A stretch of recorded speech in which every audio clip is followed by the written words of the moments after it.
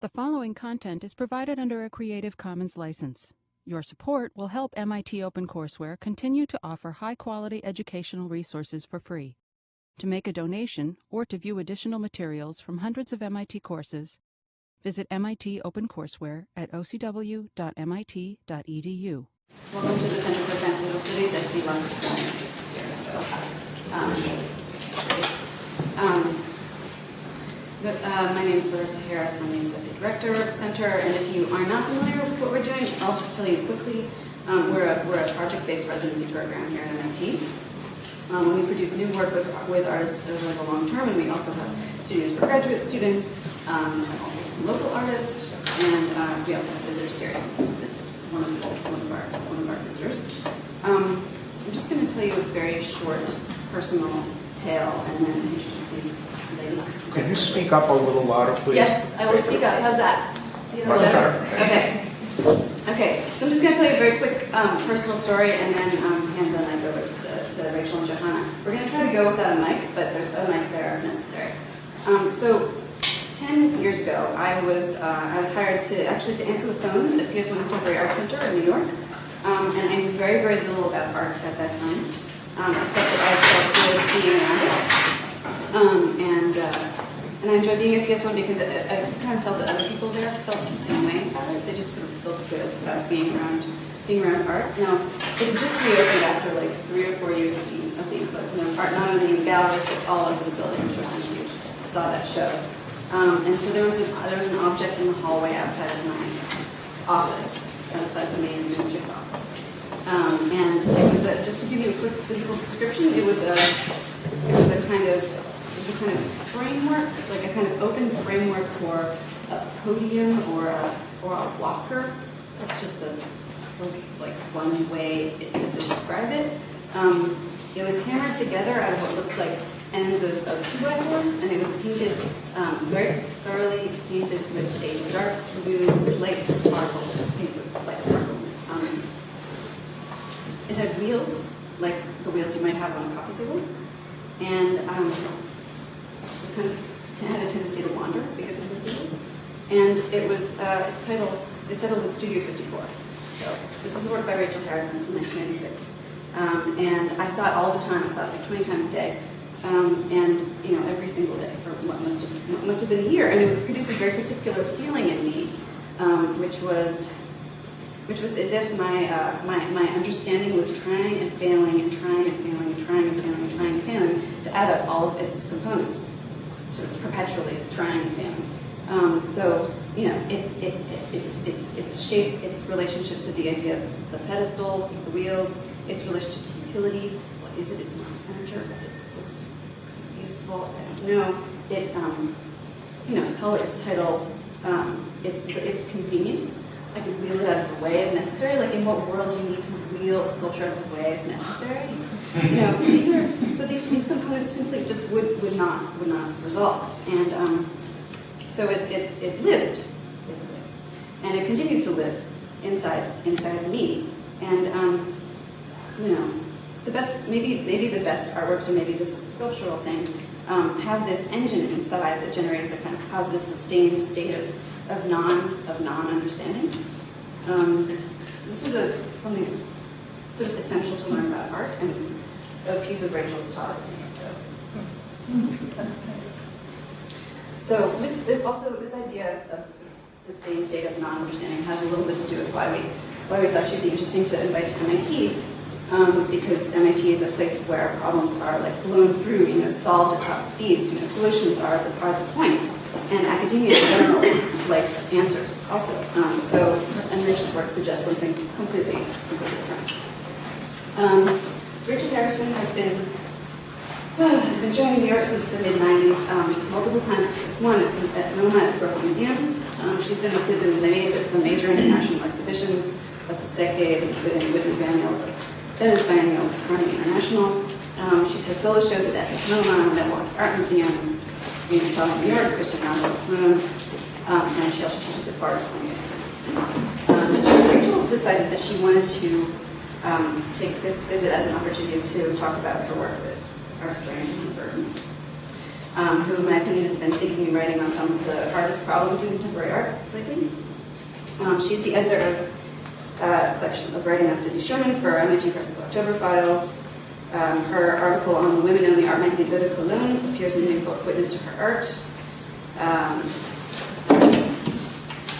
She's working on a catalog essay for Mel Bachner's survey show.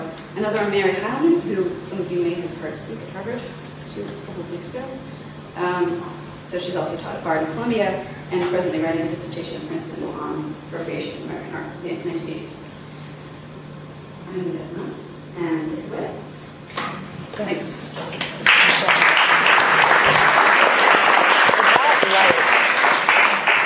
Can we, first of all, I want to thank Larissa. That was a really nice introduction. I've never heard that story before, so that's good to know. And always when I give a slide talk, I sort of have to edit down all the work. And now I'm like, oh, I could have brought all the pieces that were on wheels, because wheels have come and gone throughout my work. I've made different sculptures with wheels, and I've thought about a certain kind of mental mobility. So her whole description of that was great. So speaking of moving around, is there any way to not have a light shining in my face? Because it's kind of a lot. So Joanne and I have sort of organically over the years in New York developed a friendship and conversation about art and a lot of different things. So this is sort of an experiment of us talking together. I'm used to doing slide talks a lot. So I told her she should just like knock me over and start talking at different times. But we also know so many people in the audience. We're happy to also answer questions. There'll be time at the end, but if you have, something to say or urgency. Yeah, and part of what we hope to do was to show a lot of work and to stop in certain places and talk about ideas. I can start with this. Yeah, you start with this. So as I start with Teaching Bo to Count Backwards, which is a piece I made in 1996, I was wondering if there could be not a light shining in my face so I could sort of look out to the audience occasionally. That's not too much to ask. So I made Teaching Bo to Count Backwards in 1996, and I apologize for the quality of a lot of these images today because there's scans of old slides, and slides always look better to me than digits. But you can see here that I've assembled 3 black and white photographs above a gutter, and on top of the gutter there's my collection of canned olives. So I was collecting things in the 90s, and Bill Arning earlier tonight mentioned this piece I made called Should Home Windows or Shutters Be Required to Withstand a Direct Hit from an 8-foot-long 2x4 without creating a hole big enough to let through a 3-inch sphere. And that's a piece I'm not going to talk about. So I just said that for Bill, and in that piece I had my collection of canned green peas. And I was collecting canned green peas at a time because a lot of artists collect things and a lot of people collect art, and that was really the only thing I could afford to collect. And I knew I would never eat them. And then I could look at the photographs. I was really interested in how food was photographed, and I was sort of teaching myself about photography. So I would look at the pictures of the peas on the cans, and then I would open up the cans and photograph the peas and do a little comparison study. And that was a project that never went anywhere, I never showed, and I abandoned. So I got on to collecting cans of black olives because there are fewer of them. So this was the collection at the time. And what I did was I needed a system. A lot of scientists need a system to organize data. So I arranged them based on the number of olives that appeared in the picture on the can. So I wish I had a pointer, but you can sort of imagine going from the left. That can, the picture, has a bowl, and there's about 36 or 37 olives in that particular picture on the label. But if you were to go to the right, because if you read Hebrew, it's from the right to the left, and that can, you can see far on the, is it the right? There's only 1 olive on that can, and then the next one there's 2. So just so you understand my system, I had 4 cans that had 3 olives in the picture. So it's a little bit like a graph chart. So I had 3 pictures of Bo Derek, who starred in the movie 10. And as a child, I saw TV commercials for this movie on the television set in New York State. And she would be running with the cornrows, and I never saw the movie to this day. So Bo Derek, you can see in the first picture, is leaning on John. And she looks kind of confused. And she doesn't really know how to count. So she's beginning to look at the olive cans. And if you look at the second photo in the middle of the piece, you can see as she goes like this, she's sort of beginning, it's easier to see how many olives are in those pictures there in the middle. You can sort of, they're easier to the count than the ones on the end. So she's beginning to get it. And so then when you get to the end, she just says 1. So I've taught Bo to count backwards, right? And you can also tell that John's not very, this was her husband at the time and the director of the film 10, and he was not very happy at the time, and he needed 2 pairs of glasses to see. So what I'm trying to get out here is that photography tells the truth and art conveys meaning. And as you can see, this is a very easy piece to understand, and I'm sure when you walked in tonight, you knew exactly what was going on the minute that you saw it, because that's how art works, and that's what Larissa was talking about. So I thought teaching Bo to count backwards would be a good place for us to start with this conversation. Yeah, now's the part where I guess I jump in. And it's kind of nice to hear Larissa's story, because on the train ride down here, we talked about sort of immediately getting to the question of what does this work mean, which is the question that gets asked, I think, a lot of Rachel and her work. And we kind of came up with this this conversation that we've been, I think, pursuing for a lot of years. But how do you talk about the fact that it doesn't need to necessarily mean one thing to one person? And the story that Rachel just told is something that is, I think, quite helpful to hear and very interesting, but you would never actually know when you walked in. It's very, very much a kind of internal process. On the other hand, when you actually walk up to the shelf, there is a kind of logic, and you can figure it out, and there is a systemicity also. But what the work means is no less, I think, no less complex and no more spelled out. So I think part of what we want to talk about tonight is meaning, and the problem of critics and audiences feeling like they have to walk in and know what they're looking at. So we'll talk about different ways in which that comes up. But maybe you want to keep going with some of the images. No, that's great. I mean, I was just going to say that I don't need to, pull everyone into a trap here, and I haven't made other pieces exactly like this, but I've always held on to the thinking that went on when I made this piece, because certainly when I showed it, and this was a solo exhibition I did at Green Naphtali Gallery, I think in 1997. So the piece was made a little earlier, but then included in this solo exhibition. And so you can sort of see the works that were in the show, that they are on purpose all different. The piece that Larissa is referring to, the Studio 54 piece, is that you can sort of see there's silver casters. It's that cube-like rectilinear frame piece. That's Studio 54. It's painted in a bright metallic blue, and it's on silver casters. And I titled that because I was thinking about a kind of cheap and false glamour. Mm-hmm. And that something else over the years, how titles have either given more meaning to my work or taken the meaning in another direction. Like, I feel a title is an object. So a title is another thing that I've always used found objects in my work, or purchased objects in my work. So that's another place where I can add a thing. And I mean these things to actually be generous and to be accessible. The whole bit about the olive cans, I mean, it's honest, but it's also, everybody knows what it is, right? So you have a relationship to that. Now, when I talk and show this work at schools, and we have a kind of great audience here tonight, and that not everybody's in their 20s, but if they were, they might not know who Bo Derek and John Derek are and have a different relation to them. So I also have, and that was not a diss to anyone here who's in their 20s. I'm just jealous if you are. But I always talk about the shelf life, of art, of celebrities, of Twinkies, so that and it's not like the shelf life is that things go away, right? It's as much as they change. And if it's in the case of Twinkies, you don't want to eat them after they expire after 175 years. But when it comes to art, there's always a possibility of reinterpretation. And there's a possibility, and this is why we have art historians, to sort of look into the past and recontextualize artworks and to think about them historically and to think about what happened later. So whenever anyone tells me about like the most important new artist, I'm like, well, let's see, 50 years, 100 years, you never know. So this was a solo show called Patent Pending Beveled Rapsack, which was a found title. Most of my titles were found. It came from a Simplicity pattern book, and I'm not going to talk about all the pieces because it's too much, and I want to give you a chance to talk. But that's Nigel. Someone gave me a found photograph, and they gave me a photograph. I have to stop. And anyway, it's of the LAE under construction, the photo in this work. So it was fading. I knew it would continue to fade. So I painted the sculpture the color that I thought, I believe the photograph will become someday once it fades. So there was a whole range of thinking in this body of work, just to go back to the installation shot for 1 second, that was varied. So we don't have time to go through all the pieces. This is called What Would It Be Like to Be Imelda Marcos? The view on the right is the front view. and the view on the left is walking around the side. So the photograph is embedded in this object, which is made of paper mache. It's about 3 feet tall and 1.5 feet wide.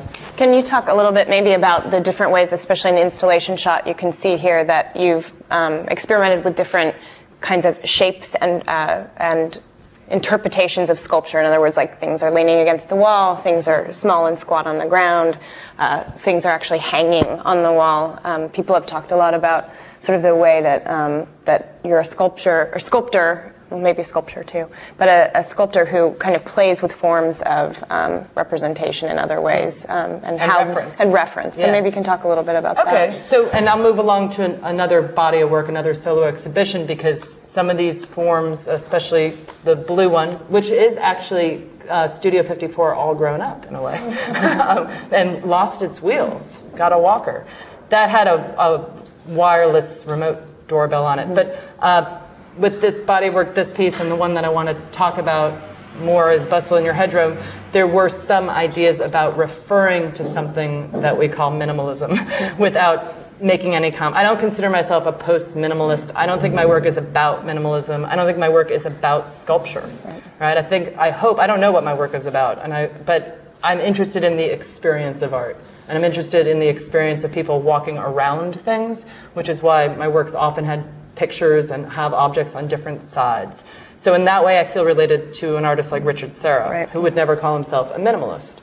So does that help? No, it helps a lot. I was just thinking about the kind of the shifting scale and the shifting expectations of the viewer in each of these pieces, because I was looking at particularly, we're past the work now, but the sort of leaning, the idea of something that leans. Nigel, right. We don't have any leaners here. And there are no leaners here, but on the other hand, there is an expectation to walk around, although maybe not the expectation of an image of Liz Taylor. So maybe we can talk about sort of the embedding of an image like that and why you were attracted to somebody. I mean, I know the story of, you found Liz Taylor in the tabloids, right? And this was after something sort of traumatic and awful had happened to her.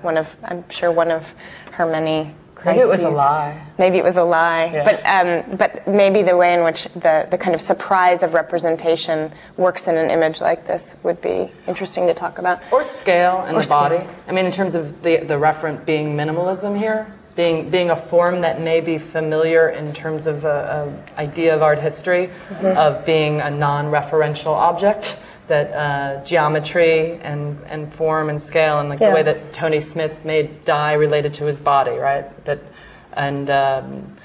Different artists would have different ways of addressing how big or how small something should be. And here I was really allowing the form and the images to play off each other. Right. So it was a different way of thinking about scale and about thinking about mass. So Johanna's right. I found the pictures in the National Enquirer, and it said Elizabeth Taylor was suffering from insomnia and was wandering in her garden at 5 a.m. And I had the photos for a long time, just like stuck on the wall and then in a folder and about to throw them away. But then Princess Diana died, and I was all worked up because photography had killed Princess Diana. So these photos took on this other really emotional meaning for me. I mean, besides being invasive, the poor woman's in her nightgown in her backyard. What's she holding? They said a Danielle Steele novel. They said what book? No, she's holding. I can't say she's holding a book. It's Paperback. a book. Oh yeah, can you not see that? It's a paperback. Yeah, no, I don't know the quality of it's. No, it's my eyes. What book she's holding, I don't know. But maybe also this is interesting in terms of the shelf life question, or at least for me, then the question of how. A representation of olives on an olive can is fake. It's artificial. But then these women, there is a kind of interesting play between the shelf life of, say, gender and the shelf life of a product. And I was thinking about, you don't have an image of it here, but Frumpy at 35 is another, is it Frumpy at 35? 38. 38, sorry. Yeah. Frumpy at 38 was a recent piece. Also tabloid driven, where women are not...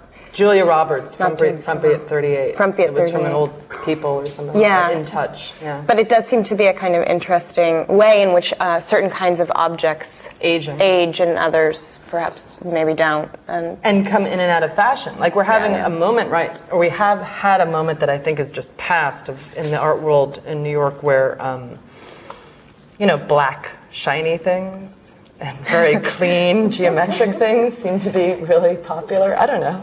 I just felt like I'd go around and everything was black. Looked good, you know? Black and shiny. Looks good. Yeah. So this piece is called Bustle in Your Hedgerow, which is from a Led Zeppelin song called Stairway to Heaven. So again, like another reference that may mean something to someone or may be incredibly obscure. But the bustle in your hedgerow was also a way of me thinking about a disruption. You know, the word bustle just sort of lends itself to that. And this is actually not black. It's painted a really, really dark green. And you can sort of peer over it. So in terms of this thing, I was interested in physicality in the body and then embedding these pictures that, you know, to some people might have some kind of emotional resonance to this thing that's supposed to be austere and reductive and industrial and cold, which is one way that people talk about minimalism. So it's really all these things coming together. But it's interesting to think about Sarah here too, because of course the way that he would use in Tilted Arc or something, a kind of splitting of space so that the body had to travel differently that was meant or argued to be generative and interesting. People got really emotional and upset about it and wanted it torn down. So, I mean, there are ways in which... Tilted Arc was the one, because I have a really strange feeling about public art sometimes, because I don't really think everybody should like art or be interested in art. I'm really more for like... Art is this thing that some people like and some people don't like. You know, I mean, I don't want to be brought to a football game. Honestly, it's like it's fun. So with Tilted Arc, I had some sympathy for the people who every day had to go to work. Go around it, yeah. I really did.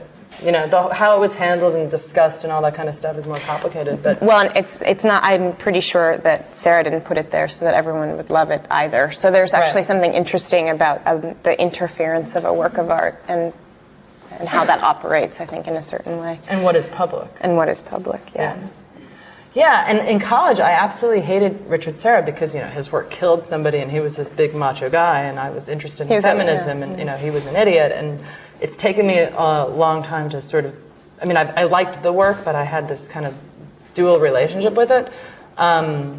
So it's a good segue. It's a great segue, yeah. Another, as you can see, I only show my work in one place. It's like all the floors are the same.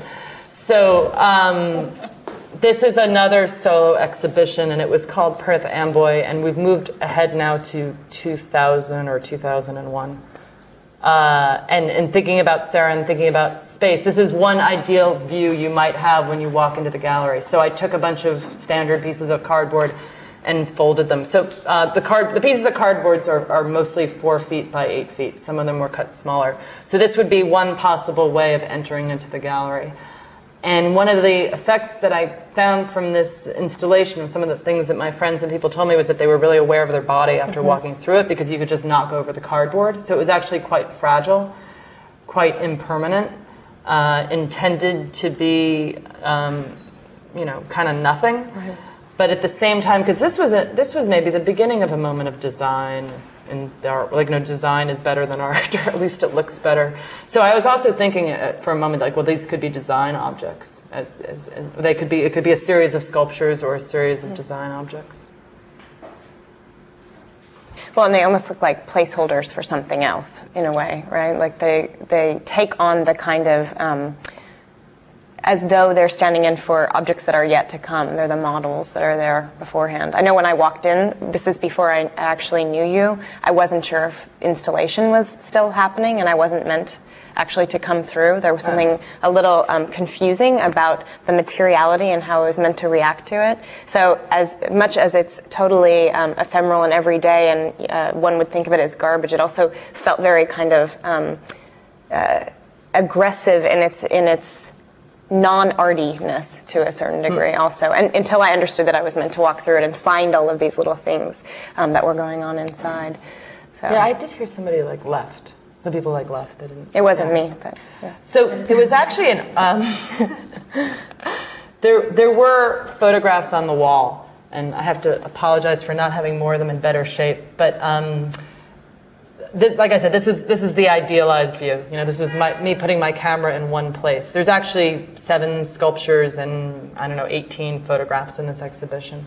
So I'll show you some of them. And the project, the beginning was reading in the newspaper about the Virgin Mary appearing on a window in Perth Amboy, New Jersey. And so I read about it in the Times, and then like one day I woke up and I didn't know what to do with myself, so I was like, okay, I'll just drive out and see that window, and you might as well grab your camera on the way out the door. So, so this is the window. It's actually the window to the left where you see the hand pressing against it. And this is a slightly different, I mean, this picture was in the exhibition, but I'll show you a few more that were more focused in their seriality. So what had happened was a very religious woman lived in the house, and there's a long story. Her son was injured and this, but then he got better. But then there was this spot on the window pane, on the glass. And she believed it was the Virgin Mary. And so for this reason, there was suddenly one of these, sort of word-of-mouth pilgrimages where lots of people were coming to the house. And they were allowing people into the home. They didn't charge admission, and people would come inside the house and they would touch the glass. So the guy on the right in the middle pane is the son, but the person whose hand is up pushing against the glass is an anonymous or a stranger, a visitor who was coming. And the reason why I got on the local news in New York is that by the third week there were really lots of people standing around this house for a long time. So by the time I went and took pictures, it had already been on the news, and there were a lot of people there, and it was very comfortable to take pictures. And I sat across the street with a 35mm camera with a telephoto lens, and a lot of people were taking pictures, or they'd be like, "Can I look through your camera? I want to see closer to it." So that's also why there's a cord across the picture. Actually, some of my more real photographer friends were like, "Well, why didn't you climb on the roof so you wouldn't have that electrical cord in front of the window?" And I really thought about that comment. Those are the best kind of comments you can get from your art. And I was like, well, I'm really distant from this event. First of all, I'm a Jew, I had a bas mitzvah. So it's like, what do I know about the Virgin Mary appearing on a glass? I'm a voyeur. I believe photography records the world. I'm not somebody who could have an idea and stage a picture. I don't have ideas anyway. I respond to things. So that extension line, the wires between me and the window became increasingly important. So here's an image where somebody was pressing the photographs up against the window. And here's an image with another hand. So there were, I think, 18 photos in the show documenting the window and documenting different people. And with the exception of the first one, I think only 2 faces appear in the whole series, because I wasn't really interested in the people, I was interested in the hands. Because what I was trying to do was connect my experience to this experience. So the first thing I was really interested in is, how do you see something when it isn't there? And I thought, oh, hey, abstraction. Ad Reinhardt, Barnett Newman, all these painters I love, right? Abstraction. How do you see something that isn't there? Or what do you see when there's something there that might not really be representational, but it becomes representational? I went and photographed the house on two consecutive Sundays, I think 2 weeks. So you can see in this picture, and I'm sorry about the image quality, that the hand has sort of removed the colors. There's actually, you can see it's darker around the hand, because from all the touching, what they did was they took away the picture. Right? All this participation took something away from it. So that became really interesting to me, and I thought, well, how can I relate this to my life? I'm somebody who makes things with my hands. So in terms of focusing the project, it was really about me making things. And it was also about me being in a community where people look at things. And what did that mean? What did it mean to participate? I'd already been doing exhibitions in New York and other places, and I already knew, like, oh, I'll do a show, and Bill and Bennett and these different people are going to show up to it. I was no longer like in the attic, or whatever, the mountaintop. I was more aware, I was more self-conscious, and I started to really consider this completely self-conscious, neurotic thing of like, oh my God, I'm having an art show, it's going to be horrible, which is basically what I go through on a daily basis before I put together an exhibition. So I really thought of this, someone looking at me, looking at something, looking at me, looking at the thing that I'm making, putting it in the gallery and the whole context that surrounded it. So that's the other way that the cardboard functions for me in this exhibition in terms of the space. So this was one of the scenarios I created, and this is Becky, friend of Barbie, looking at a photograph. So, do you mind if I just keep going now? I'm talking to you. Just go. All right. I'm used to giving slide talks alone, so then you'll give your art historical spin on Exactly. it. That's what Okay. So the great thing about teaching, like intro sculpture, which I was doing at the time, is that inevitably some art student is going to cut up the Barbie and Ken dolls and like hang them from the ceiling, and then you have this great crit and someone says, do you know about the Barbie in the wheelchair? She had to be discontinued because she didn't fit into Barbie's dream house. So I thought that was really interesting and went home that night and went on eBay. So this is Becky, friend of Barbie, and she had to be discontinued for not fitting into Barbie's dream house, but she goes into the museum quite easily.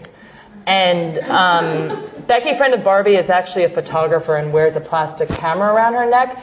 And she's looking at a photograph. Well, I thought she might be, because that year Gursky was at MoMA and photography was so big. So she's looking at a photograph which isn't big at all. It's just a photograph. And it's a photograph I took at Pinewood Studios in England of, it's a green screen that they use blue screen special effects for.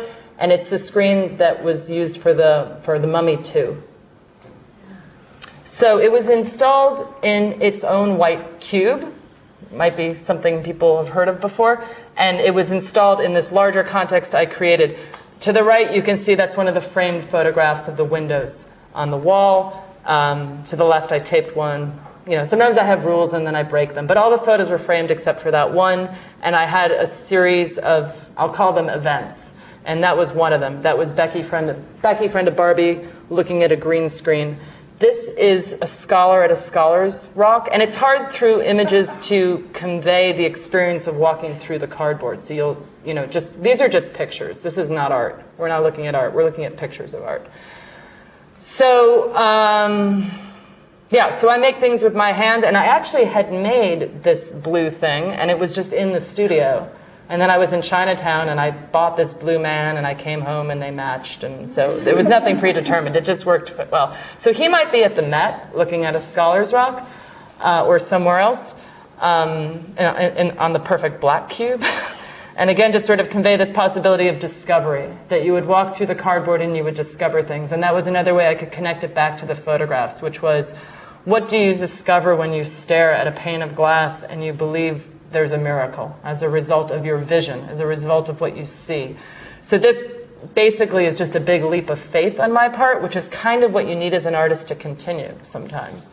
I need this personally to continue because I'm not a religious person and I didn't believe in God ever. And so how can I sort of motivate myself through a lot of nonsense sometimes? Can you say something too about, I mean, in this particular show, it seemed like there was more of a kind of narrative framing than in a lot of the shows that you do, and how that maybe operated differently or maybe didn't operate differently for you in the show. In other words, there was this kind of thing that you read about and you made the pilgrimage, and it ended up informing kind of a reading of the entire show. There was a way in which a kind of allegorical the minute this comes up, though, you can just look at that, I think. But the way in which mobility and faith and the body and tactility and sight and obfuscation all come together sort of in a particular way that in not every show that kind of cohesion is, people can't wrest that from the entire show. And I'm wondering if you can talk about that a little bit. Well, nobody liked any of my shows, so this is doing something likable. So you think more likable, like more enterable, more participatory. Okay. Yeah.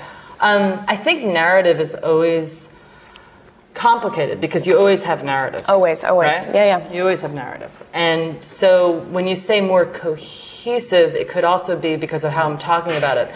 Because one of the things is I had the photographs on the wall, but I didn't say where I shot them or where they were from. Like there was this whole thing about whether or not I would put it in the press release, and do you tell people, do you put it on the wall?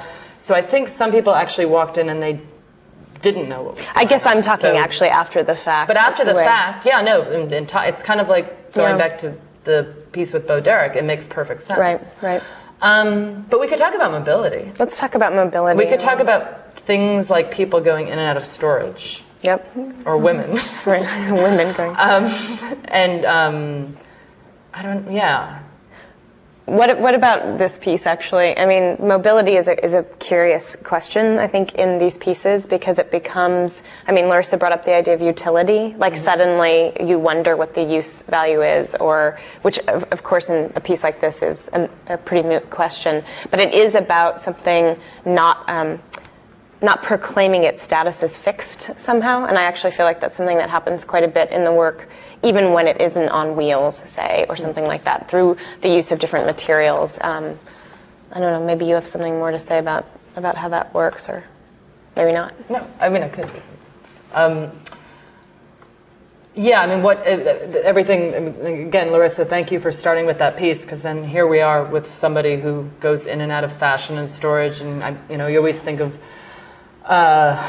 the modern day blonde reinventing herself back to this one, or poor Anna Nicole only wanting to be this one, and this one here, I was, walking home in Brooklyn, and somebody was having a stoop sale and was like, hey, you got red hair, you got to buy this, and then, like, it doesn't even look, I mean, who is this really, right? I'm not responsible for the color. It looks much better on the computer than it does on the screen. I apologize for that.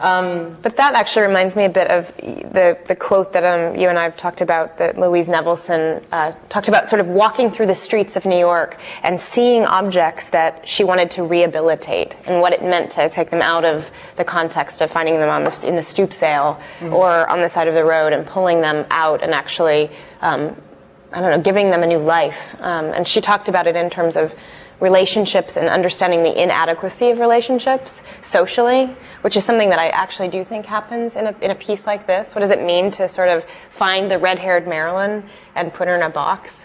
What kind of process of rehabilitation that might be for you?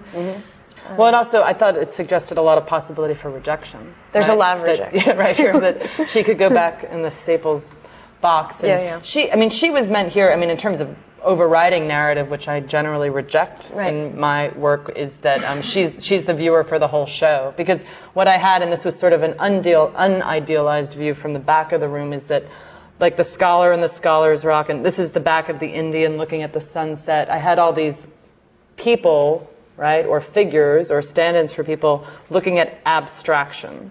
And then she was looking at the whole thing, sort of, or not, that she was this sort of like random element that could move. I moved her around a little bit. She was the mobile viewer. She was the with mobile no viewer. legs or arms. Yeah. Or something.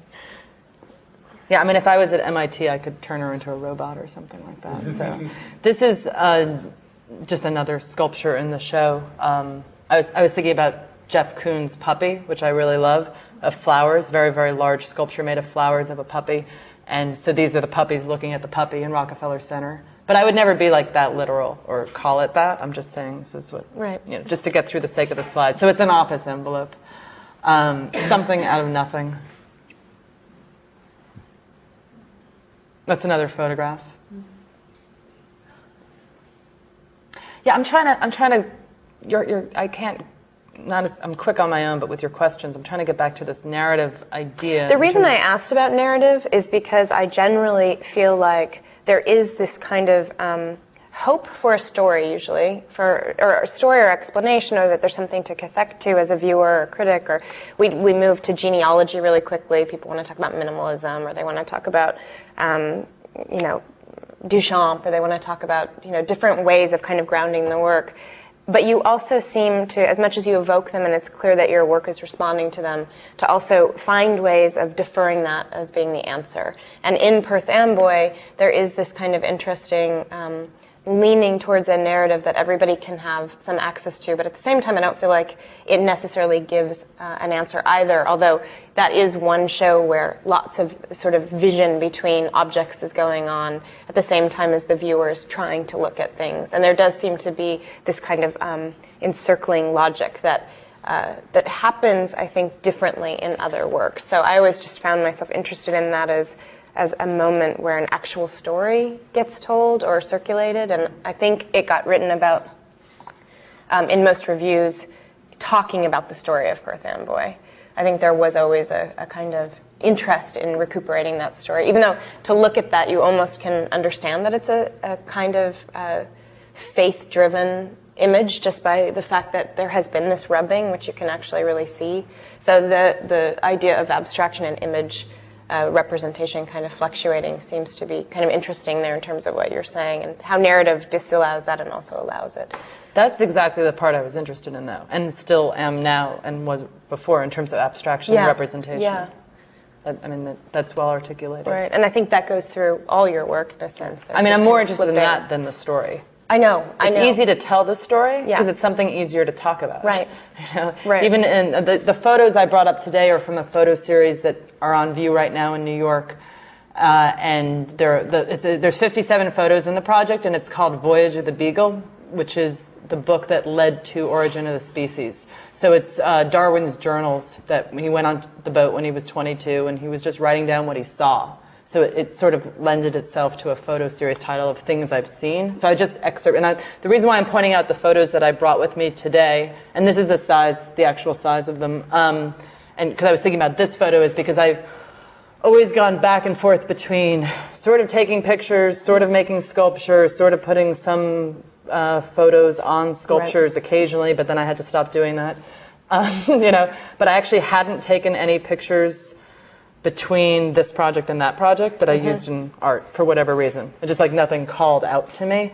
And this thing with abstraction is probably why, because I've become increasingly interested in abstraction. I think it's always been there, and I've always pursued it as one element in my work, to be in conversation with something else. Because that's another thing. What does it mean when something abstract talks to something representational? Right. That's what I meant by the scholar and the scholar's rock. Right. Right? But that's also the mise en scene in terms of you looking at them and, Right. and calculating that. And it's a certain kind of communication. I also think it's interesting that you turned in these photographs specifically to digital photography, right? Because it actually tips into abstraction so much. The way that you talk to me about it, there's a kind of precision that's also really imprecise about digital photography that lends itself to abstraction. So that some of these images they're all obviously representational, but they're also very easily abstract, kind of abstractions at the same time. When you get up close to them, the way that spatial elements work and things like that. Because of like the digital noise and the color, and they're all point and shoot and no computer manipulation, and kind of some of them look kind of crappy. You can look at them afterwards, but you know, crappy can look good. So so we'll talk about those more in a little bit. Yeah. How are we doing for time? Where are we on time? Well, we should be moving right along. Okay. So, but this is that's the door, or the old door of the gallery, right there on the right. So that's where you enter the show. So you could have, like, Johanna entered the show and see all this cardboard and just, like, run out of there, which happens. That's fine. But you could also have gone, so everything I just showed you is behind this piece of cardboard, behind that door, right, on the other side of the cardboard, not behind the door. So you could also go in and see the whole exhibition with all the photos and objects and then exit out that door, or you could look around here and see the thing that you just don't understand, which is a pile of drinking straws that I put there deliberately behind the cardboard because I wanted to. Because I didn't, you know, it's like I have a real frustration with, and it's probably already come out a little bit. And I didn't come here to complain, because I'm was very excited that Larissa invited me to MIT, because hey, it's a nice school with smart people and all this kind of stuff. But sometimes there's limitations within the confines of how art is supposed to function and how it's supposed to be, and all this explaining and all this talking, and this gets back to some of the things that we want to be more proper in discussing about meaning, right? That I should tell you what it means all the time, because I'm making things for people to look at. And then that always begs the question, well, do you have to look at it? Like, you don't have to look at it. You could turn on the TV, you know? So I'm fine with that. So this is a piece called The Honey Collector, and it was made in 2001. I was not interested in exploring minimalism, but I was very interested in kiosks and public spaces that displayed information, where you could put something up, tag up your poster for your lecture, your band practice, ATM machines, stands in supermarkets that are made out of cardboard that have too many images on them. Those things interest me a lot. I like to take pictures of them, but I don't do anything with those pictures. I just like to look at them, and I like to walk around them and think about all the information. So I hadn't collected anything for a really long time. This is 5 or 6 years later. So this was my honey bear collection. And I always say that, like, making art for me, or looking at art, is akin to, well, I don't know. I wanted to say something about the supermarket. I'll just start with that. So the supermarket is a really great place if you're a formalist to look at color and size and shapes and different contrasting forms. The way advertised kind of competes with itself, even when it's very similar. Cereal box design interests me. So I went to the supermarket to buy some sculptures. So I bought some cast bears. And one of the things that was really interesting in the Honey Bear collection, and the piece is called, well, I don't want to call it the Honey Bear collection, but anyway, the piece is called the Honey Collector, but that's really more about being active. But anyway, they're all the same bodies, and they just have different labels on their stomach and different tops. So that's what interests me. I don't know if it interests anybody else, but I was interested in this kind of branding that goes on with people in their clothing and people with the art that they hang on their wall. Like, do you collect goth or do you collect minimalism, right? Those are the two choices. So then we also have a picture of Marlon Brando taken off of a fan site. So it's Marlon Brando's eye. And then on the right, I'm sorry, I don't have a detail of this. It says, reliable cat sitter will take care of your pets and other small animals in your home. And I hope you can tell that it's one of these do-it-yourself pieces of paper where you rip off the phone number at the bottom, and that really interests me. I want to know who made the first one. Does anybody know? Seriously. Like, what year was that made? That you could, I mean, it's just such brilliant advertising. I mean, you just need a Xerox machine, or you could do it by hand the way this person did. So this piece has 3 sides and 3 experiences, and that was something that interested me in terms of also maybe compelling you to walk around a thing and to consider different experiences simultaneously. I never knew this. Did you steal that, or did you just make your own?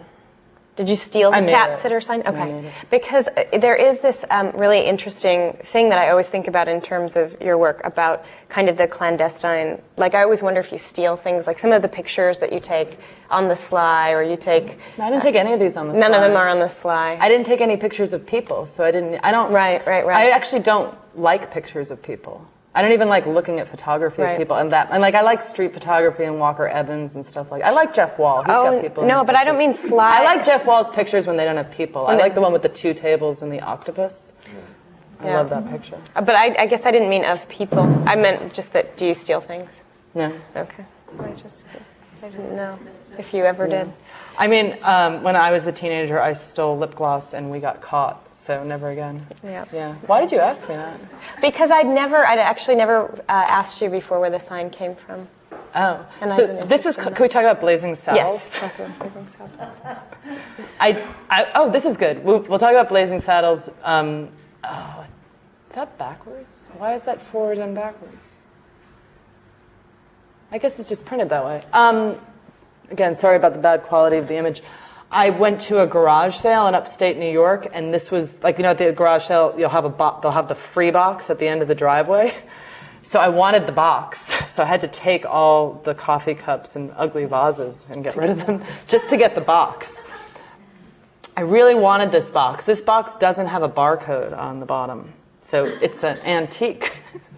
We talked too about how this box is so interesting in terms of how your work works. Like, it's the most generic, basic thing, the most American kind of icon, but it's also like super sort of high art reference now. And that kind of thing is really interesting in terms of how both are constantly kind of evoked in the work, or especially with a box of this age, it feels like it's directly kind of linked to Warhol, but at the same time it's just the barbecue beans box, which he never did, of course, barbecue beans, did he?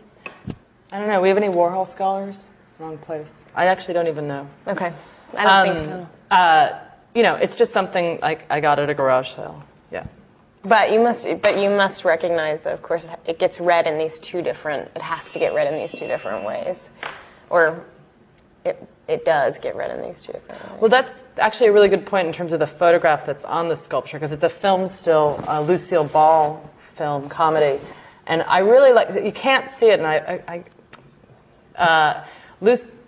Lucy's been, it's not I Love Lucy, it's Lucille Ball in a movie, but she's been tied up. So she's being held, at gunpoint. right? It's kind of scary. Yeah, so that hangs on this form called Blazing Saddles, because when I was growing up, we went to a lot of Mel Brooks movies. Right. Maybe this is a good point to, or a good moment to ask you about sort of your desire towards these objects. We were talking about this on the way up. Like certain objects, all of them seem to have some kind of, you don't pick them because you hate them. You pick them because you have some kind of a relationship. It can be random. It can be random. Yeah, absolutely. Oh, sorry. Please. Do you want what picture do you want, Taylor? Huh? What picture do you want with That's it? good. Right? Okay. The thing that I find interesting about this, and this thing happens in your work a lot, but it just sort of struck me, is that when I was looking at this, you know, you said Blazing Saddles, and then when I was looking at this, I was saying baked beans. I was saying baked beans, and you said it's an American icon, and I was like, yeah, actually, baked beans kind of are an American icon. I didn't even think of Campbell's right away. And then I had this realization that it doesn't say baked beans; it says barbecue beans, and that's just a weird thing in itself, actually. I probably could have, if I wasn't sitting here looking at this image for a long time, it's very possible I could have gone to the show, read the title, said baked beans, walked away, and never ever said, no, it says barbecue beans. And the same thing actually happens with Lucy. This thing happens with the Lucy thing, where you're like, it's not I Love Lucy. It's actually Lucille Ball in a movie, and she's tied up. But there is this thing that happens in your work where it's like, I could also walk away and think, oh, there's I Love Lucy and there's a box of baked beans. And both of those things aren't true. Huh. But then they're both also kind of true because they're also part of the identity of those things, of these things as well, even though it's sort of a lie. And I actually really like that in terms of the relationship between, well, what you guys were talking about narrative before. I just like that. No, I really appreciate that, because you never know what people see. You never know what people see in your work. I mean, and you never know. I was going to try to go back to the sculpture of Blazing Saddles, because, and also I never know what I'll see, because when I found that film still of Lucille Ball, I didn't even bother to research the movie. I just loved looking at the picture. And then someone came to the studio and they were like, don't you want to know what the movie is? And I think it's called The Fuller Brush Salesman or something like that. And so I had a friend. Does anyone know it? Do you know it? No, because I had this friend who actually went and rented it, and she had to watch it, and she wanted to know what it was, and it was so interesting, and And you don't care. You didn't care. But I could care. Right. I could care later. But this is about this is part I might care later. I haven't made up my mind yet. I mean, that's the thing. We want art to be long, right? Right. So I can't know what something is before I make it. And this is also a way where I might differ from other sculptors, and I don't think it's just a different way of working. Because, for example, like, I love Jeff Koons. I love Charles Ray. I love that Charles Ray can spend 2 years on one piece and know exactly what it's going to be, and ahead of time, right? Like what the tree trunk should look like. And I mean, he had to wait for the right car that was smashed in the end. But when I start to make something, I have no idea what it is, and when I finish it, I have no idea what it is, right? So I can talk to you about it, and I can tell you that I don't steal things. It's like perfect, but actually I don't.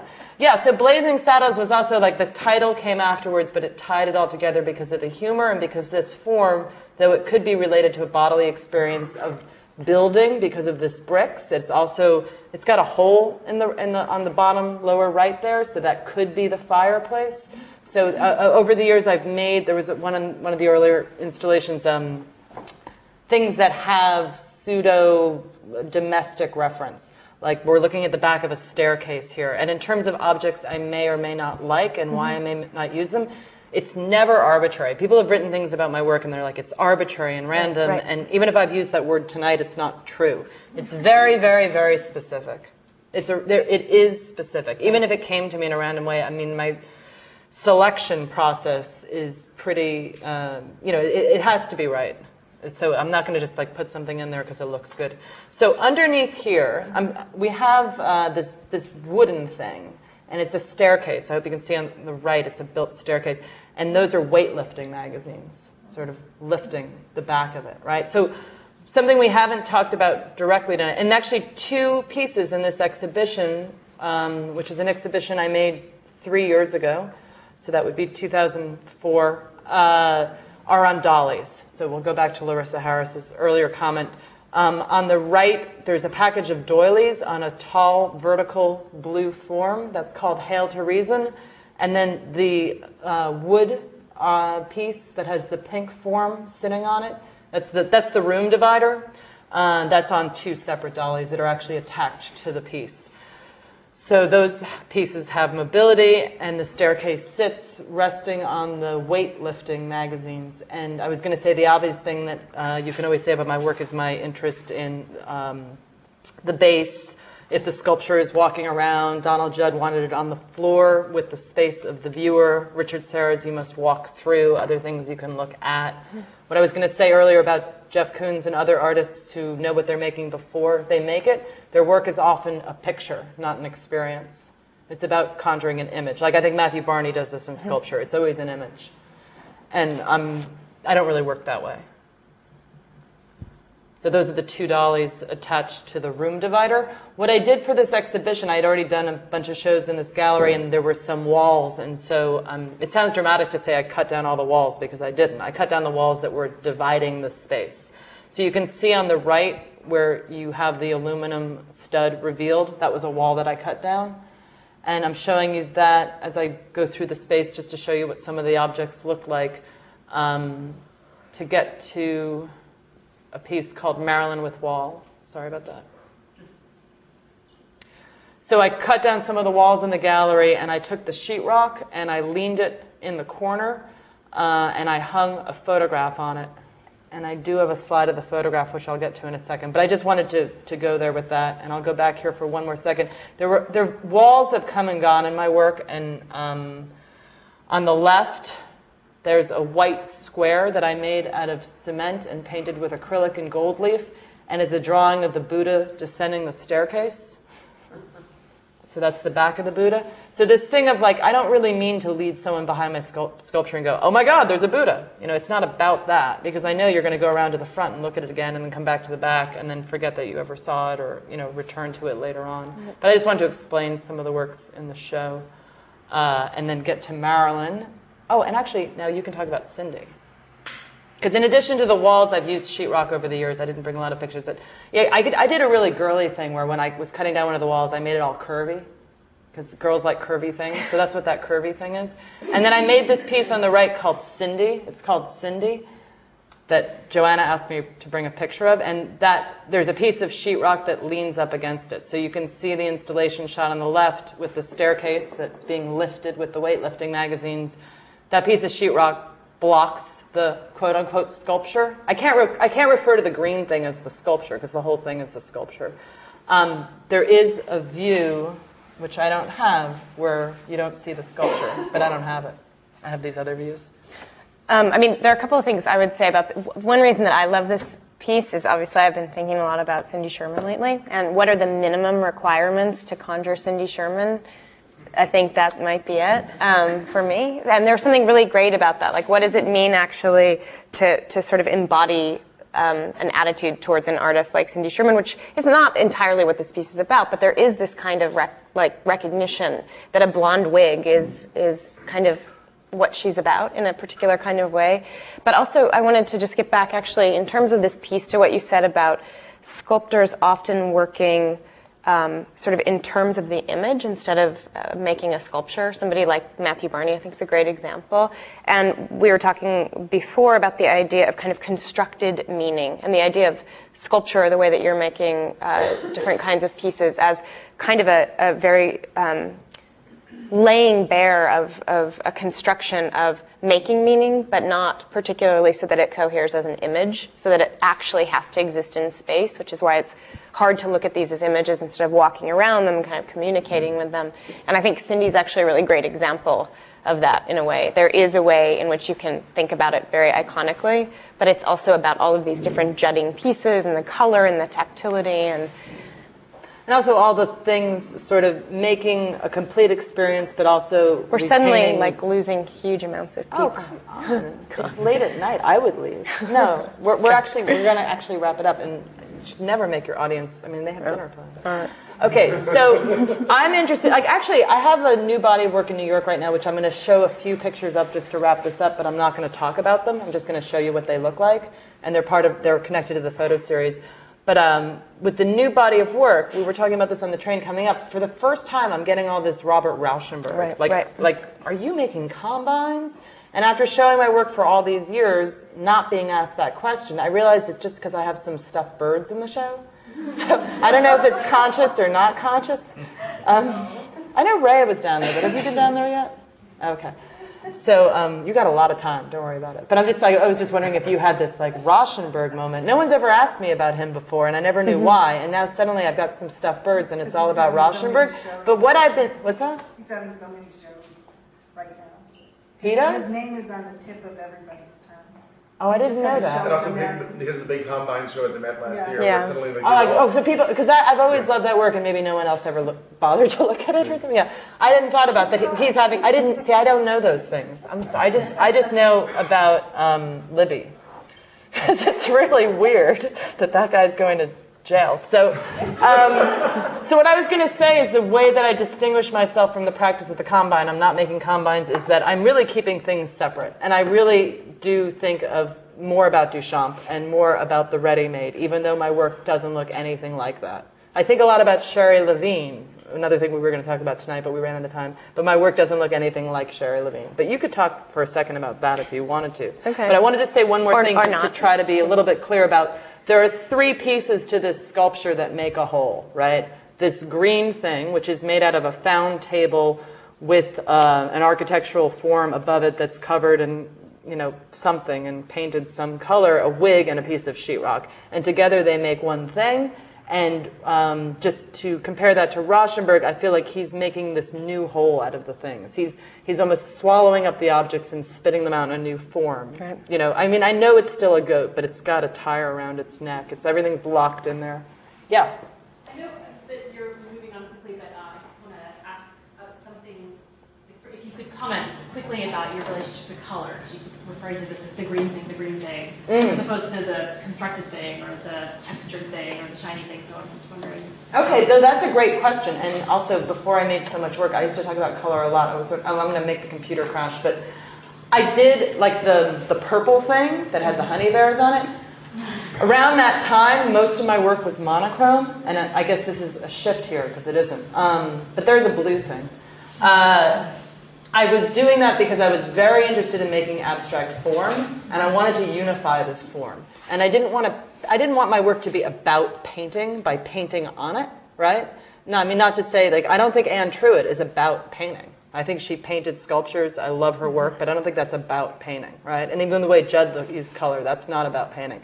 But I did use color to uniform and then to also name, and in a strange way to also think about identity. Like, this is the purple thing or the blue thing or the yellow thing, to name it, and to also consider that, like, just in terms of the way that pure form can conjure different kinds of experiences and reactions that are sometimes non-literate. So I've always had an interest in color, and it's something that's often harder for me to talk about in this kind of setting because it's more involved, but I am interested in the immediacy of color and what that communicates.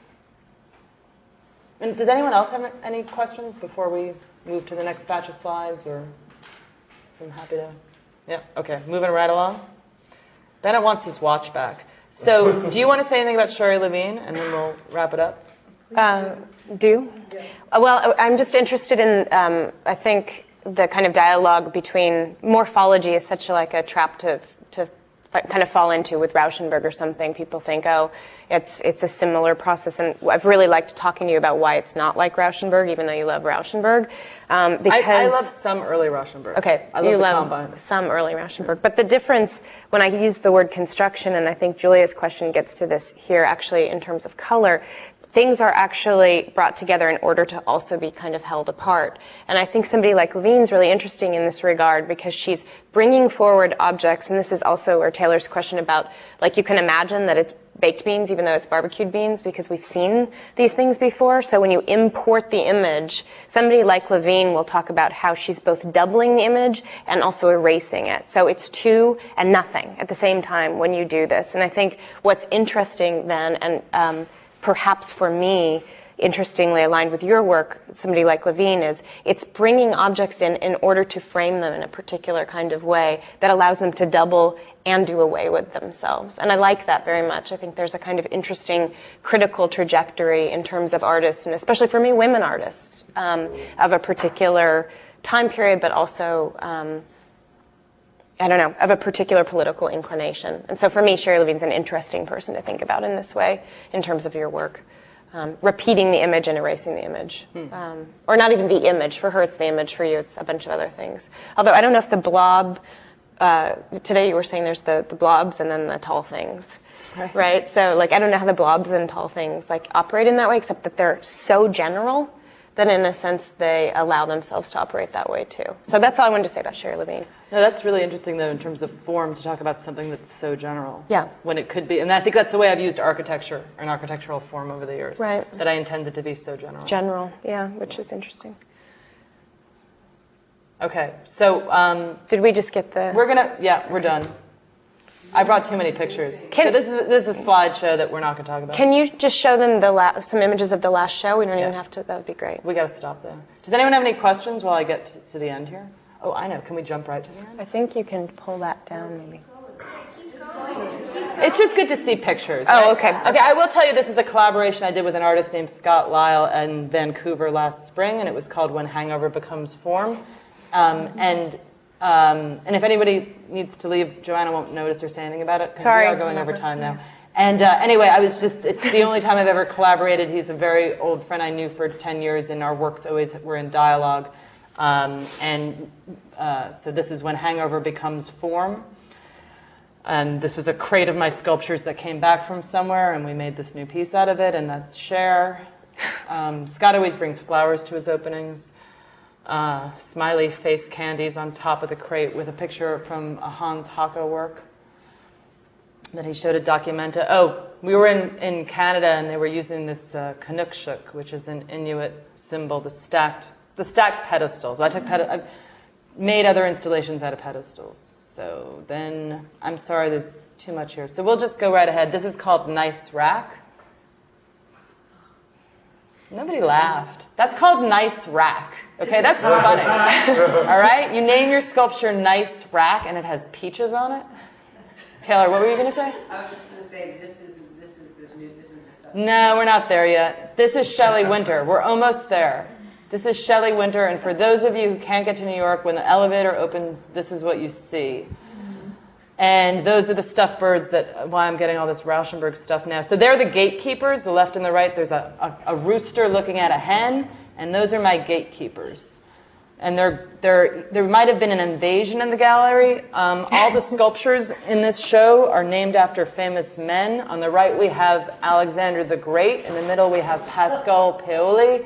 To the left of that, we have Fats Domino. And in the back, we have R.W. Fassbinder. This is Pascal Paoli, Alexander the Great, another view. I've got a lot of pictures of him because he's really photogenic, this guy. Uh-oh, we're crashing. So we got to wrap it up if anybody has any questions. Oh, I was going to talk for a second. If you see the new work, just know that I took this picture in the Victoria Albert Museum of a plaster cast of a Janus sculpture. And Janus looks from the past to the future and gates and all those good things. So maybe that's a good place to stop. Maybe I'll turn the lights on so people can look at the pictures and talk to them and ask questions. Okay, well, thank you all for coming. Sorry it was so long. Thank you so much. But we didn't have any problem with anything else to say. No, we just went on and on and on. We'll end it there. Thank you, Bennett. Rather than talk more about meaning.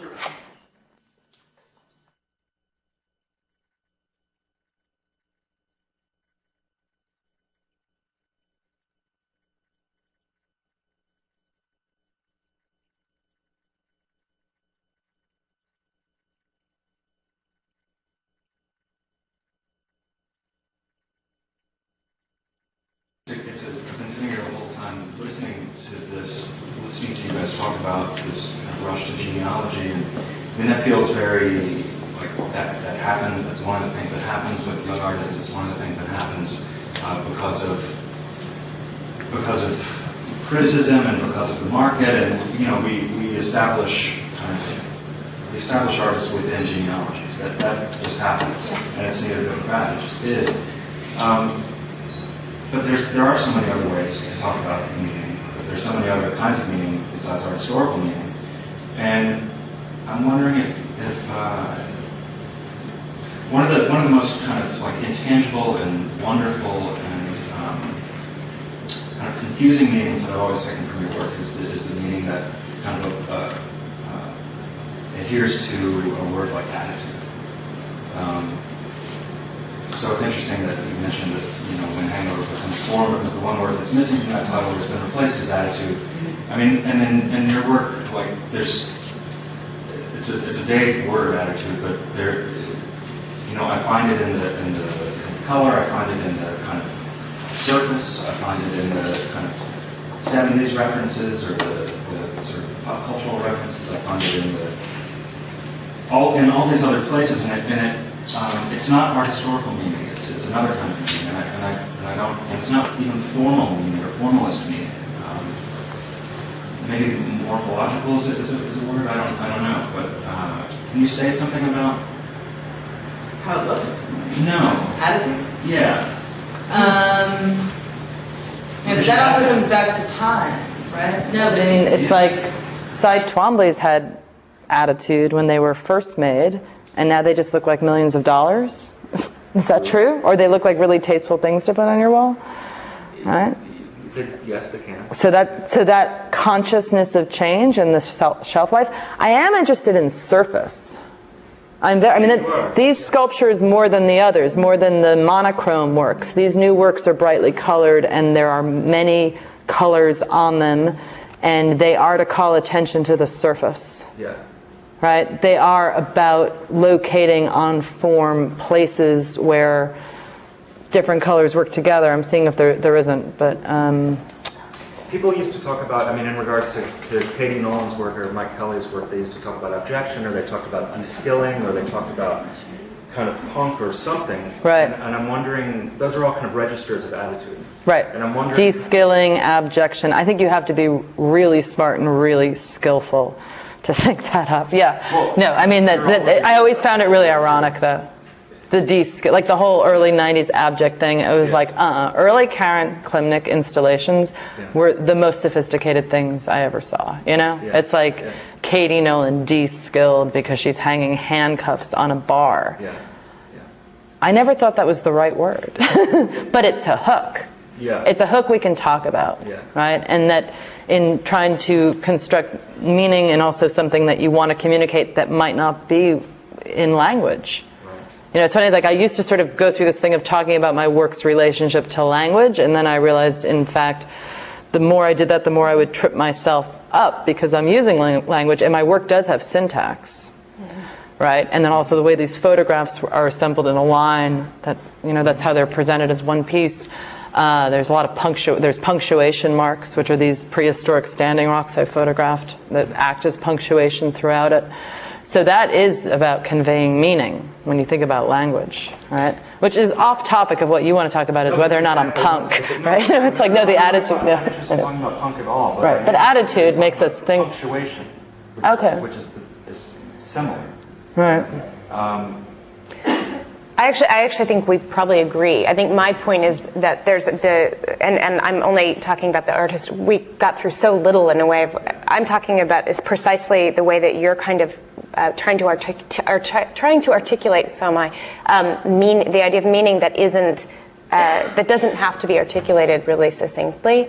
That's what I'm talking about. It's art historical or whatever. Right. Whether you're saying like, oh, that's what I saw at the grocery store, and oh, it's about pop culture. Right. It's the same thing. I'm just saying opening the space up for, like, especially when you get to like see the amazing kinds of things that happen between photographs or happen within a sculpture, or that's, so in that way, I guess I'm saying making your own meaning instead of necessarily being told or assuming a certain kind of meaning. So this isn't a like anti-intellectual thing. What about being at all? Oh no, I don't think he thought that. But what about being conscious in the same way that I was talking about the self-consciousness of making something, being conscious of the construction? Yes. They're like, oh look, there's a picture of Leonardo DiCaprio and an apple with a bite out of it. A fake apple with a bite. With a real bite. Right. Yeah. Did you have a question? I actually did. I have a sort of question. I was conversation about meaning and drawing it back to the Virgin Mary appearing on the window. Because I think that what I see as a really interesting connection is the influence of desire and how through desire people were erasing the image referent for the Virgin Mary. And it seems like there's a lot of desire to create and map meaning onto your work, and through the desire erasing and opening a space, so you're pointing and you're subverting, you're pointing and you're subverting, and that it just makes sense to me that there's a connection to a faithful gesture through faith erasing the Virgin, and then a faithfulness to an art form that opens into trust. I mean, it's sort of the connection, it's slippery, but I kind of see the way they're both working together in the audience interaction. I like what you're saying a lot, because I think there's a real generosity to Rachel's work that isn't often commented on. Actually, people want to sort of think about it as being, or I shouldn't say people. I've had conversations where people feel like it's withholding, and I actually feel like it's super generous. So these ideas of kind of faith or what it means to be given space, and people's worry about what to do with that space, I think is quite nice. So I didn't mean to jump in. But No, I think nothing to say, so that's good. Yeah. Hi. Pull too much away from meaning, but I'm sort of stuck on the painting element in your work, because I did see your recent show at Green Naftali, and I was struck by how much of a dialogue the freestanding pieces have with painting. And I've always noticed that paint is a really heavy material in your work, and color is a really significant part of your work. But there is sort of an act of this more kind of painterly process going on, and I feel like I'm sort of looking at a painting as much as I'm looking at all the other, things, installation, sculpture, and all that simultaneously, in a way that I didn't feel in the earlier work. And so I'm curious to know more about that kind of shift in your work. Yeah, as you were starting to describe it, and again, it wasn't our plan to talk about the new work, because it's just on view, it's brand new. I just made it, so I don't know yet what to make up about it. But I do maybe think, like, can painting be a found object, like the way I would use a can or a box, right? But then I can't say that I've done that in the most clear and expressive way, because I've painted them in very complicated ways. So the clear way to do that would be make a show of sculptures and paint one with a zip, right? And then paint another one, like that's a nurse, like a Richter nurse, right? Then it would be about painting, right? If I had this on different sculptures, right? But that would be someone else's work, right? That would be too much like an essay. Right, so I actually got really involved in painting this thing, and I'm glad you can't see it in here in the picture. But the colors come from the can, right? Because there's this graphic of the can that the figure is holding, and it's red, yellow, and blue, and it's also like an aerial map. I mean, you'd have to see the object to know what I'm talking about, but she did. So if that makes any sense to you, I responded to the form. I tried to complicate the forms through color this time. The one that's in the back with the Leonardo picture is called America Vespucci, and I've got a really closed palette, right? I've got purple, blue, red, and this acid green. But then I cheated a little. But like if you put red on this plane and that plane, they're on different planes, but the whole thing about illusionistic space is no longer operating in the way that a traditional paint, or when you paint on canvas, the way it works, right? So I have, in this new body of work, I've been investigating like really formal things about paint and space and form and how they affect each other. But you don't have to, it's just like one more thing in the mix. It's one more thing to look at. And I guess an activated surface, to get back to superficiality and surface and attitude and things that, because When Attitude Becomes Form was a show about, I don't want to say conceptual art exactly, but it was, right? It's conceptual art in Europe at a certain time, and very important in terms of also how it was received and understood, and a lot of work that I really love. And in order to sort of pursue those ideas, you kind of also have to indulge certain aspects of looking at an artwork. For me, in opposite to that show, looking at something interests me. So I'm actually, by activating the surface of the sculptures, there's more to look at. So I'm expanding form. So, maybe. Yeah. There's somebody back there. Hi, It's Linda. I feel like it's what I experience in your work is more form becoming attitude, that there's a way that it seems, I mean, I always have a kind of problem with, my first experience of a work tends to be more about the structure and the form and how the form makes me feel. And then the dilemma you're up against in the art world is to find words that make other people, to attach meanings, or to sort of cull meanings or pull meanings out, or to insert the work in some sort of a discourse. And I mean, anecdotally, I was going to tell the story about the Scholars Rock, because it's a piece, if you remember the piece from that early show at Green Naftali with the Ming scholar and the rock. It's a piece that I like instantly loved. I mean, I love the show, and I really, for some reason or other, that piece just got me. And what I found myself responding to was the forming, the shape of the rock, and just decisions about scale, the particular scale of that figure and the angle of his look. And I knew he was a femme figure, and you know, Carol wanted me to look at the stuff that was still on the cube, the acetate that hadn't been pulled.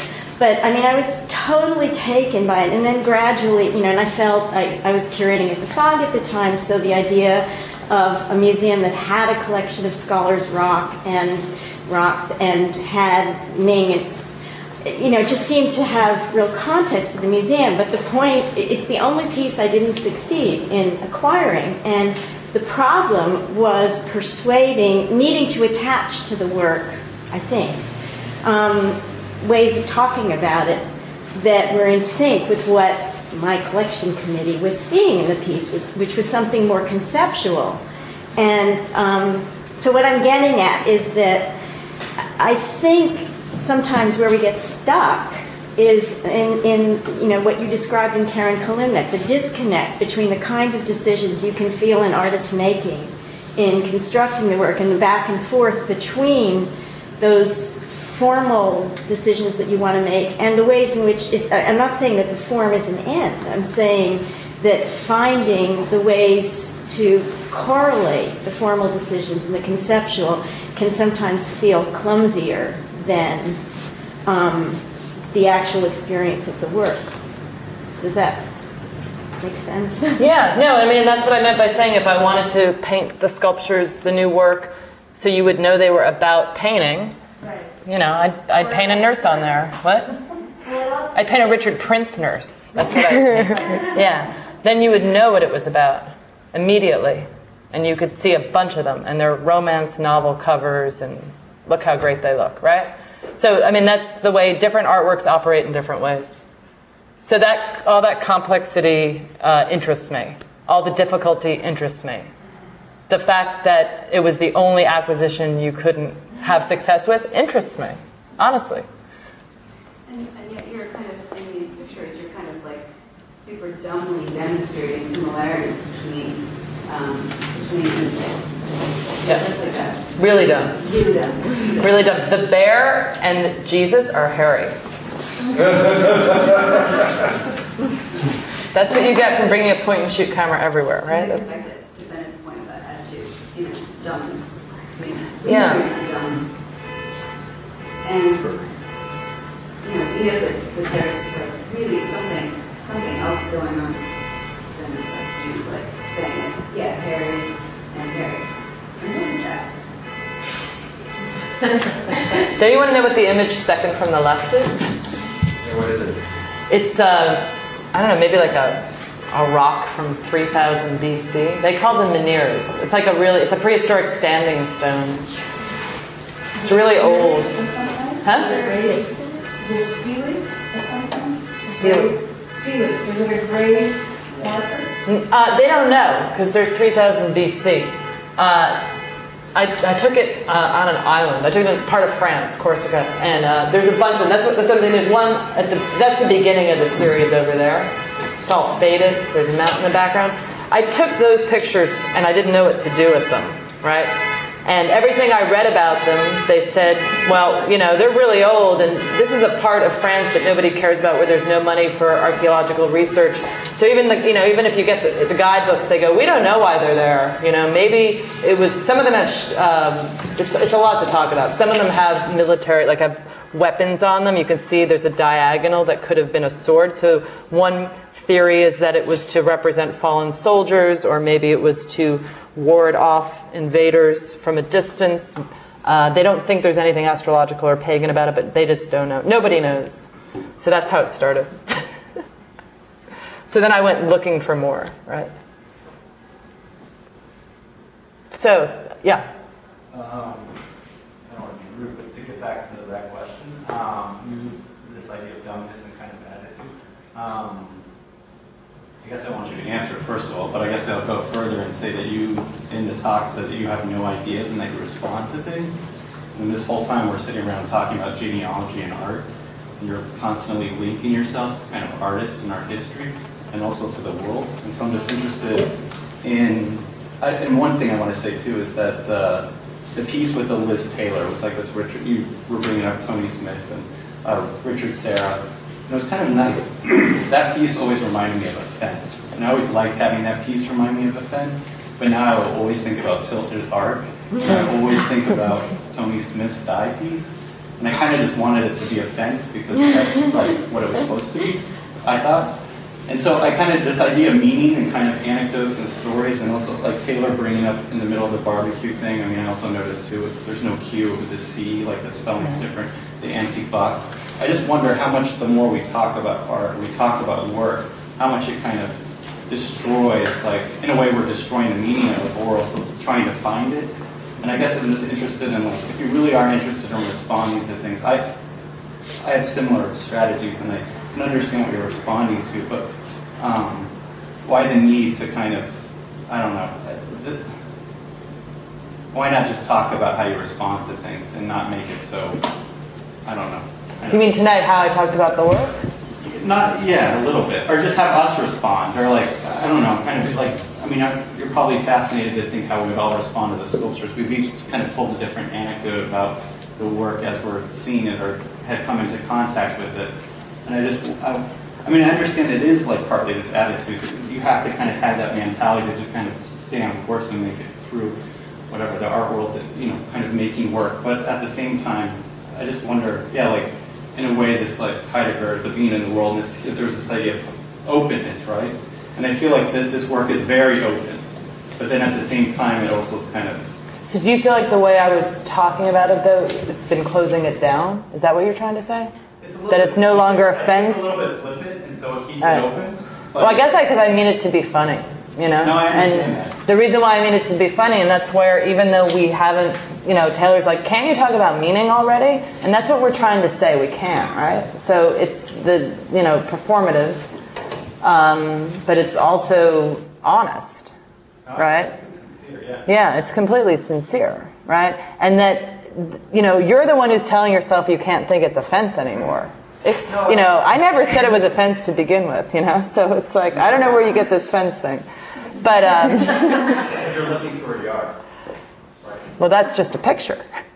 Yeah. But someone else did it through the telephoto lens. Over the top of it. You can't see over the top of it. Yeah. No, that's the thing. It's a hedge. It's like a hedge between, you know, but it's not a hedge or a fence. You just told me it was a hedge. I said it was about Tony Smith.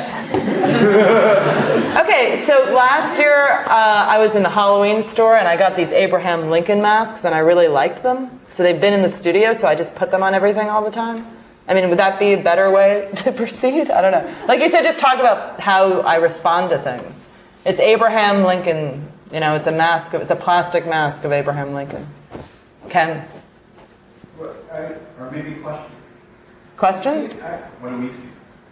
That's hard. I'm sorry. Well, I want to hear your question, but just so you know, because I appreciate you saying that, it's really hard to walk into, there's actually a lot of people here I know and really like, but it's hard to walk into a group of people when you don't know people and have them talk about your work because you don't know what's going to happen. Not to say that I would be afraid about it, but it could also really go in a bad direction and you can't control it. You don't want to be rude. I mean, I'm being honest here in terms of public talks. And then also sometimes people have nothing to say. And then also sometimes people have come to hear the people who were invited talk. So then the other people in the room are like, well, I came to hear you talk, not everybody else say how they felt about it. You know, I mean, just like explaining all the reasons why. I would love to know. What do you think of this? I like the moment. I mean, can I see the whole sculpture? Well, we don't have a lot of time, but yeah, that's it. Okay, this is Alexander Lieber. I mean, I haven't seen it in person, and as you said, this isn't the art, this is the picture, so I can talk about that. But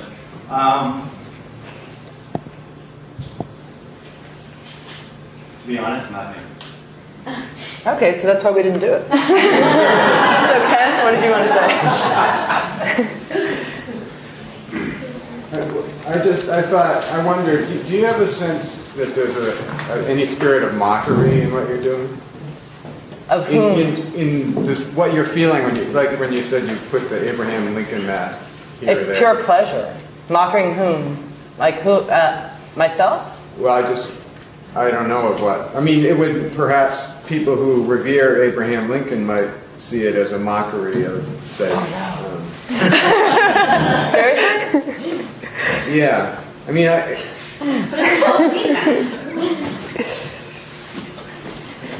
Well, then why do they sell them? How do they sell those masks? Why do they sell those masks? So when you dress up as Abraham Lincoln on Halloween, are you mocking Abraham Lincoln? Well, nobody mentioned that in the blazing saddles that the barbecue beans or baked beans refers to the best scene in the movie, which is the sitting around the campfire. It's something we don't have to talk about. Yeah, I know. That's what it's about. That's what that whole piece is about. So like one form. Getting together and sharing. So I mean, one form of mockery is to mock pretension, or to mock a kind of high-minded attitude that won't get down. To mock too much high-mindedness. So, I mean, that's a good kind of mockery. I just wondered if you felt animated by that spirit in some way. Animated by that spirit. Well, I'm glad you brought it up. I mean, sure. It's, I obviously take my work seriously, right? But I don't want to take it too seriously, right? But I have sort of been through enough now to realize the sacrifices I've made to even make this stuff, right? So I must be taking it kind of seriously, right? So I'm not somebody who'd like get up in the morning just to make fun of someone. I couldn't do that. It's not mocking, no. It could be But that can be funny. That can be an attitude to make very serious. Yeah, of course. But that goes without saying. That's like saying what that scene in Blazing Saddles is about, right? Which I say is just sharing, right? Human experience, contact.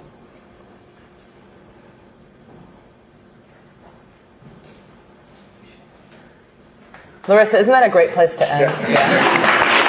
Thank you all for staying so long.